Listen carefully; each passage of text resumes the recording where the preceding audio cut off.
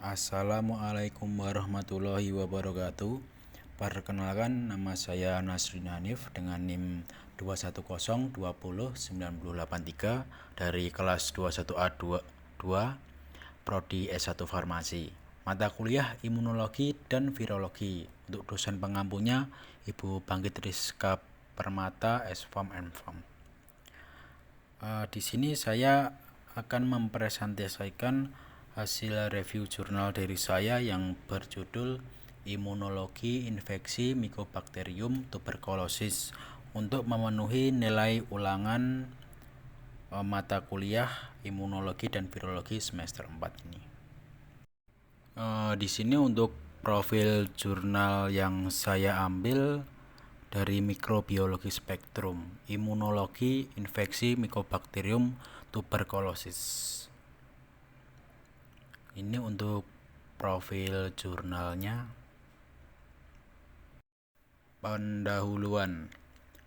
TBC disebabkan oleh infeksi Bacillus Mycobacterium tuberculosis atau yang sering disebut dengan M. tuberculosis, yang telah mengembangkan berbagai macam strategi untuk berkembang di dalam inangnya. Untuk memahami interaksi yang kompleks antara M. tuberculosis dan imunitas pejamu dapat menginformasikan desain rasional dari vaksin dan terapi TB yang lebih baik. Memahami respon inang terhadap infeksi M. tuberculosis merupakan aspek kunci dari upaya pemberantasan TB melalui pengembangan vaksin yang efektif dan terapi imun M. tuberculosis. M. tuberculosis adalah patogen intraseluler yang ditularkan melalui penghirupan tetesan aerosol yang mengandung bakteri, sel imun bawaan di paru-paru, terutama makrofag, sel dendritik, monosit, dan neutrofil, memfagosit M. tuberculosis dan merupakan pembela paling awal melawan patogen. Prinsip vaksinasi. Transformasi fagosom yang mengandung bakteri menjadi kompartemen antimikroba yang diasamkan adalah prinsip utama pertahanan melawan M. tuberculosis. Dalam hal ini, produksi interferon lambda atau yang biasa disebut IFN lambda yang dapat mengaktifkan sel mieloid yang terinfeksi dan menghambat replikasi bakteri, merupakan kontribusi antimicobakteri terkenal oleh sel imun adaptif seperti sel T, CD4, dan CD8. Meskipun ada tekanan dari imunitas pejamu, M. tuberculosis mampu bertahan di pejamu. Infeksi M. tuberculosis menghasilkan lesi khas yang disebut granuloma, yang awalnya merupakan kumpulan sel mieloid yang terinfeksi dan tidak terinfeksi yang dibatasi oleh manset limfositik. Granuloma dianggap mencegah penyebaran bakteri ke situs ekstrapulmoner, tetapi juga dapat menjadi ceruk untuk persistensi bakteri jangka panjang. M. tuberculosis telah mengembangkan banyak sekali strategi untuk menghindari dan menumbuhkan respon imun untuk bertahan dalam inangnya. Dan semakin jelas bahwa respon imun terhadap infeksi M. tuberculosis melibatkan kontribusi dari berbagai macam sel imun, bawaan, dan adaptif. Pemahaman yang lebih jelas tentang perbincangan silang yang kompleks antara M. tuberculosis dan imunitas pejamu sangat penting untuk pengembangan vaksin TB atau tuberkulosis. Untuk selanjutnya, imunopatogenesis tuberkulosis pada model manusia atau pada manusia. Tetesan aerosol yang mengandung bakteri hidup ke dalam paru-paru. Penularan yang berhasil dipengaruhi oleh variasi kondisi termasuk kedekatan dan durasi kontak dengan individu dengan penyakit tuberkulosis aktif (ATB) dan kompetensi kekebalan hidup individu yang terinfeksi. Selagi mayoritas hidup terkena M. tuberculosis adalah yang mampu mengendalikan infeksi berupa LTBI. Diperkirakan 5-10 orang yang terpapar M. tuberculosis mengembangkan ATB yang ditandai dengan gigih, batuk disertai produksi sputum, penurunan berat badan, kelemahan, dan keringat malam. Komorbiditas yang memodulasi fungsi kekebalan dapat memperburuk penyakit TB atau berkontribusi pada perkembangan penyakit individu dengan LTBI ke ATB. Koinfeksi HIV pada orang yang terinfeksi secara perlahan meningkat risiko berkembangnya TB dari 5 hingga 10%. Risiko seumur hidup menjadi 10% per tahun. Analisis memberikan lebih banyak informasi tentang kekebalan risiko dan infeksi HIV adalah satu-satunya faktor risiko terbesar untuk pengembangan tuberkulosis. Imunopatogenesis TB pada hewan. Pengetahuan tentang respon pejamu terhadap infeksi tuberkulosis sangat bermanfaat bagi perkembangan tersebut. Model hewan infeksi. Hasil variabel infeksi M tuberkulosis pada manusia menantang untuk model dalam model hewan tunggal. Banyak hewan percobaan rentan terhadap infeksi M tuberkulosis dan dapat menginformasikan kepada kita tentang aspek penyakit manusia. Model mouse atau tikus. Untuk manfaat tuberkulosis dari banyaknya yaitu keuntungannya kemudahan manipulasi, ketersediaan strain inhibrida yang berkarakteristik baik, teknik canggih untuk generasi strain mutan, ketersediaan reagen imunologis dan lainnya, dan biaya yang relatif rendah. Untuk tikus telah digunakan untuk memodelkan respons inang infeksi M tuberkulosis, untuk evaluasi obat dan vaksin kandidat, dan untuk mempelajari respon imun terhadap mutan strain mycobacteria. Infeksi eksperimental dapat terjadi disampaikan melalui beberapa rute atau yang disebut pemberiannya, biasanya melalui intravena, intraperitoneal, intratrakeal, atau melalui partikel aerosol. Metode terakhir yaitu terutama untuk infeksi aerosol dosis rendah adalah yang paling fisiologis relevan dan telah menjadi metode yang disukai. Strain tikus yang berbeda memiliki karakteristik patologi paru dan tingkat kerentanan yang baik. Biasanya setelah pengendapan bakteri ke dalam paru-paru dibutuhkan sekitar 2 minggu untuk memulai. Model NHP dari infeksi M tuberkulosis mencerminkan banyak heterogenitas yang diamati pada TB manusia. Infeksi NHP biasanya dilakukan dengan aerosol atau di posisi bronkoskopi langsung ke paru-paru, rhesus tahu, kera, cynomolgus, dan tergantung dosisnya, inokulasi dan strain bakteri yang digunakan mengarah penyakit ATP sistomatik atau infeksi asimptomatik, di mana bakteri bertahan pada tingkat rendah mirip dengan LTBI. Untuk model NHP adalah dianggap sebagai model praklinis penting untuk penelitian TB dan merupakan model yang sangat baik untuk mempelajari kekebalan terhadap M tuberkulosis dan menilai kandidat obat dan khasiat vaksin. Imunitas bawaan untuk M infeksi TBC. Pertemuan paling awal antara inang dan patogen pada TB terjadi pada antarmuka antara sel-sel kekebalan bawaan dan M tuberkulosis. Sementara kekebalan bawaan sangat penting untuk merespon antimikobakteri awal, juga penting untuk perkembangan infeksi dan kontrol jangka panjang M tuberkulosis dengan terus-menerus mendidik dan mendidik respon imun adaptif dan dengan mengatur inflamasi. Pengakuan M tuberkulosis oleh reseptor pengenalan pola. Pola molekuler terkait patogen pada M tuberkulosis dikenali melalui berbagai reseptor untuk memediasi penyerapan bakteri opsonik dan non-opsonik. Yaitu contohnya satu tipe klektin, misalnya itu reseptor manosa, DJ6, dectin-1, dectin-2 kedua reseptor komplement, misalnya komplement reseptor 3. Untuk yang ketiga kolektin, misal protein surfaktan adan D6-C binding lektin. Untuk yang keempat reseptor pemulung, misalnya Marco, SRA1CD36, lalu SRB1. Untuk yang kelima reseptor FC, misalnya FCGR. Untuk yang keenam membran berlabuh glikofosfat inositol reseptor, misalnya CD14. Yang terakhir yang ketujuh yaitu toll-like reseptor atau yang biasa disebut TLRS. Rekrutmen dan fungsi neutrofil dan monosit mengikuti infeksi M tuberkulosis. Untuk sekresi sitokin dan kemokin awal Selama manusia terinfeksi merekrut fagosit tambahan ke situs infeksi sekresi awal, chemos attractant.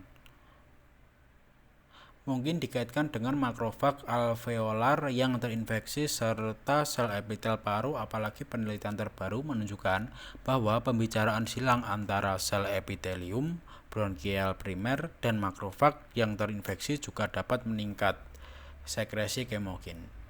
Untuk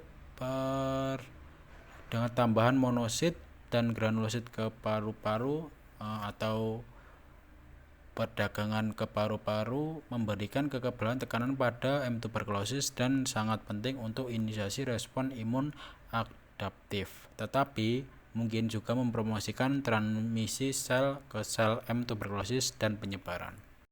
Peradangan dan kematian sel selama infeksi M. tuberculosis. Regulasi peradangan merupakan faktor penting yang menentukan hasil dari infeksi M. tuberculosis. Peradangan yang berlebih merusak imunitas seluler, merusak jaringan paru-paru, dan dapat menyebabkan kavitasi paru-paru dan transmisi yang ditingkatkan. Sebaliknya, peradangan yang terlalu sedikit dapat mengganggu kontrol beban bakteri dengan menunda induksi imunitas bawaan dan adaptif ketika perekrutan dan aktivitas neutrofil selama infeksi M. tuberculosis dapat membantu menahan replikasi bakteri. Peradangan neutrofilik yang berkelanjutan dapat memediasi peradangan yang rusak penuaan dan meningkatkan penyakit. Inisiasi imunitas adaptif ke M. tuberculosis oleh DC.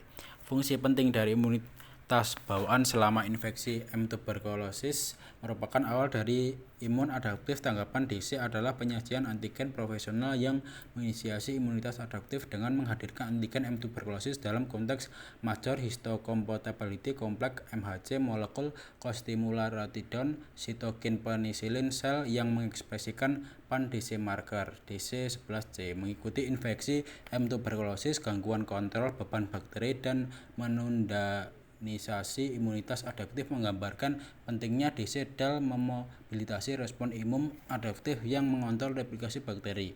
Ada banyak bukti bahwa M. tuberculosis mampu menginfeksi urin dan DC manusia. Pada tikus terinfeksi dengan protein berpendar hijau mengekspresikan GFP, M. tuberculosis DC ditemukan dengan sebagai populasi utama fagosis yang terinfeksi oleh bakteri setelah 4 minggu. Setelah infeksi M. tuberculosis, DC matang dan bermigrasi ke lonjar getah bening yang menguras paru-paru untuk memulai respon sel T spesifik antigen bergantung pada reseptor kemokin CCR7 dan sesuai kemokin CCL19 dan CCL21. Selanjutnya, sebuah sitosin yang disekresikan oleh sel mieloid dan penting untuk induksi respon IFN 9 diperlukan untuk migrasi DC selama infeksi M. tuberculosis. Kekebalan adaptif terhadap M. tuberculosis, imunitas protektif terhadap M. tuberculosis, dan pengendalinya replikasi bakteri membutuhkan respon imun adaptif. Ini paling baik dan dicontohkan oleh kerentanan ekstrim terhadap infeksi mikobakteri, limfopeni pasien HIV, dan tikus yang terhapus gen kekurangan MHC kelas 3 atau sel T pada umumnya. Sekresi sitosin dan tindakan antimikrobal langsung dari sel T spesifik antigen fitur kunci atau dari respon dari imun adaptif terhadap infeksi. M. tuberculosis selanjutnya, sifat yang berumur panjang sel T memori antigen spesifik menyediakan dasar untuk mengembangkan vaksin yang menginduksi kekebalan antimikrobakteri yang juga berkembang untuk sel B, lambda, sel T, dan sel T yang dibatasi CD1 yang memberikan spesifik tanggapan terhadap beragam set antigen M. tuberculosis yang melengkapi antigen klasik disajikan melalui MHC kelas 1 dan 2. Namun respon imun adaptif juga dapat menjadi ganas dengan memproseskan peradangan yang berlebihan atau menjadi tidak efektif paparan antigen kronis. Kinetika dan homing cell T CD4 setelah infeksi M. tuberculosis CX3. Pada model infeksi tikus, sel T CD4 merespon mutlak diperlukan untuk mengendalikan replikasi bakteri dan hewan yang tidak memiliki respon itu akan mati dengan cepat. Tikus knockout MHC kelas 2 atau TBI CD4 menyebabkan kematian mendadak setelah M. tuberculosis infeksi.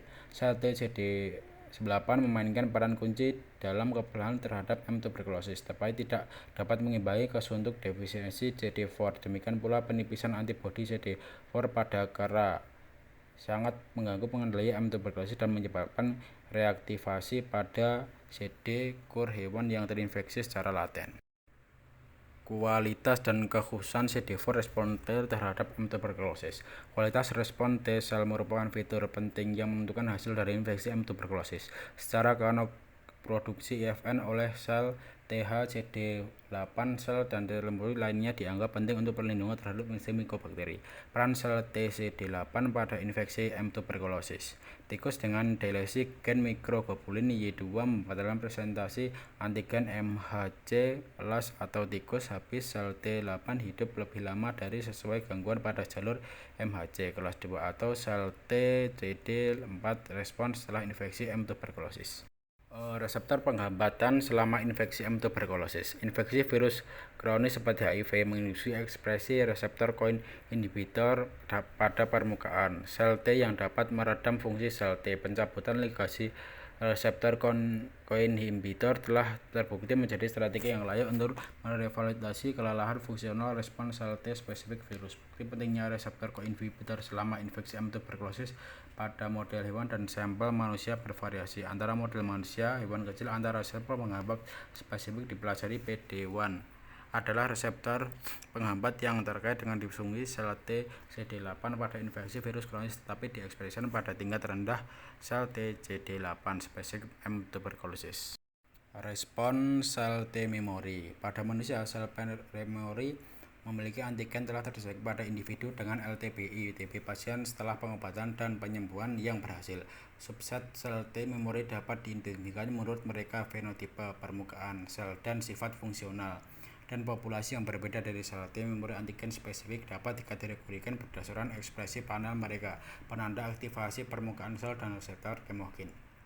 Untuk respon sel B dan antibodi. Selama infeksi M. tuberculosis, banyak bukti yang menunjukkan bahwa humoral imunitas berperan dalam pertahanan terhadap M. tuberculosis infeksi. Sel B ditemukan di sepanjang sel T di samping dalam manset limfotik pada granuloma manusia dan analisis ekspresi gen darah untuk mengungkapkan perubahan signifikan pada gen terkait sel B di pasien TB setelah memulai pengobatan TB. Inisiasi heterogenitas granuloma.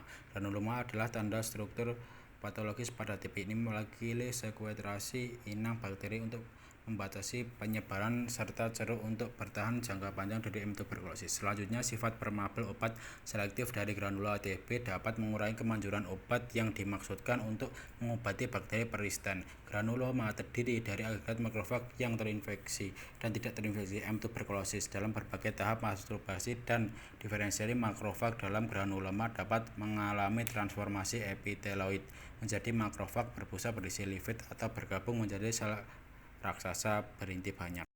Imunologi diagnostik TB.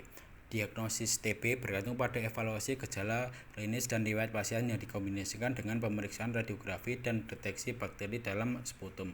Adanya basil tahan asam pada apusan dahak secara mikroskopik tidak secara spesifik menunjukkan adanya infeksi M. tuberculosis. Kultur mikrobiologis dan tes berbasis amplifikasi asam nukleat diperlukan untuk memastikan adanya infeksi M. tuberculosis. Ringkasan, vaksin TBC adalah satu-satunya vaksin yang saat ini dilisensikan untuk melawan TB adalah Bacillus saccharomeles guerin atau yang disebut biasa kita kenal BCG. Strain yang dilemahkan dari M. bovis, BCG memberikan perlindungan terhadap bentuk TB yang parah, termasuk TB miliar dan ingitis pria TB, tetapi tidak dapat dipercaya melindungi terhadap TB paru pada anak atau orang dewasa. Kurangnya dari korelasi yang divalidasi perlindungan terhadap TB adalah keterbatasan serius untuk pengembangan vaksin TB. Meskipun pentingnya tanggapan FN lambda dalam perlawanan terhadap infeksi M. tuberculosis pada model manusia dan hewan mengumpulkan bukti menunjukkan bahwa induksi peningkatan respon IFN-Y tidak cukup untuk mendapatkan lebih banyak vaksin TBC yang manjur. Ini untuk daftar pustakanya. Sekian review jurnal dari saya. Bila ada salah kata dan kurangnya mohon maaf. Wassalamualaikum warahmatullahi wabarakatuh.